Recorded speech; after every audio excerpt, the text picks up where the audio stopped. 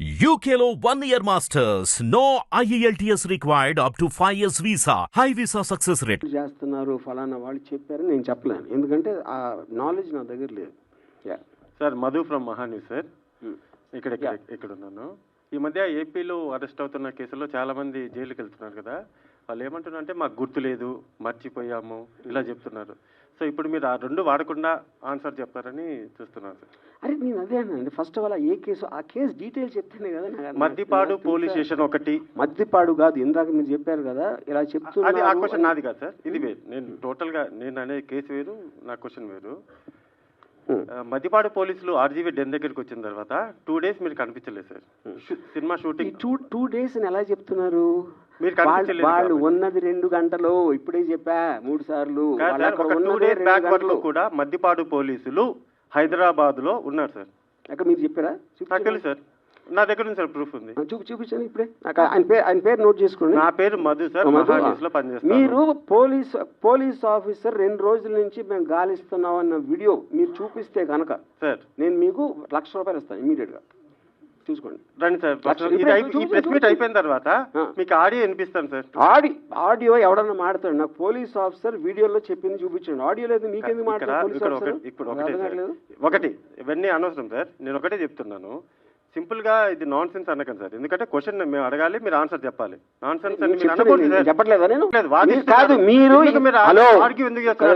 ఇక్కడ కూర్చుని మీరు వాళ్ళు చెప్పారు 2 రోజులు ఉన్నారన్నారు. 2 రోజులు 2 రోజులు కాదు, 3 రోజులు సార్, 1 day వాట్ ఎవర్. నేను ప్రూఫ్ అడుగుతున్నా. అదే సార్ నేను అడిగింది. పోలీసులు చూపించకుండా ఊరికే మాట్లాడద్దు, అది నేను చెప్పేది. ఓకే, సినిమా షూటింగ్ అని చెప్పారు కదా సార్, సినిమా షూటింగ్కి వెళ్ళామని చెప్పారు. ఏ సినిమా సార్? ఏం సినిమా మీకు ఎందుకు చెప్పాలండి? ఇప్పుడు ఎందుకని పిలిచారు? కాదు అసలు నువ్వు పోలీస్ మీరు పిలిచారు కాబట్టి మేము వచ్చాం sir. I don't want to talk. మీ సమాధానం లేనప్పటికీ ఇలానే నేను మీకు చెప్పను. ఇప్పుడు ఒకటే నేను ఇందాక ఒక చాలా ఇంపార్టెంట్ పాయింట్ చెప్పాను. 2 people ఆర్ మోస్ట్ ఇంపార్టెంట్ ఇక్కడ.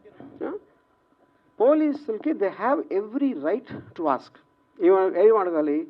ఎక్కడ ఉన్నాడు రామ్మోహన్? ఇక్కడ లేడు, షూటింగ్లో ఉన్నాడు. ఏ షూటింగ్ అని అడిగారా? అడగల.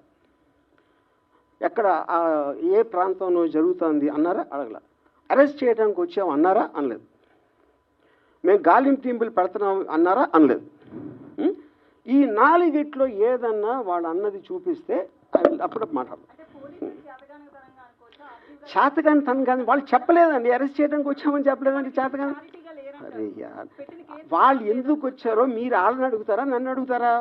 అరే ఏం అట్లా కాదండి. సరే ఓకే, వదిలేసేయండి. మామూలుగా ఇన్ జనరల్ గా పోలీసులు అనేటువంటి వాళ్ళు మన ఇళ్ళ మీద కానీ ఎక్కడికైనా వచ్చినట్లయితే అది చాలా ప్రెస్టేజ్ క్వశ్చన్. ప్రతి ఒక్కళ్ళు కూడాను అవమానపడతారు, పోలీసులు వచ్చారు వాళ్ళ ఇంటికి అని.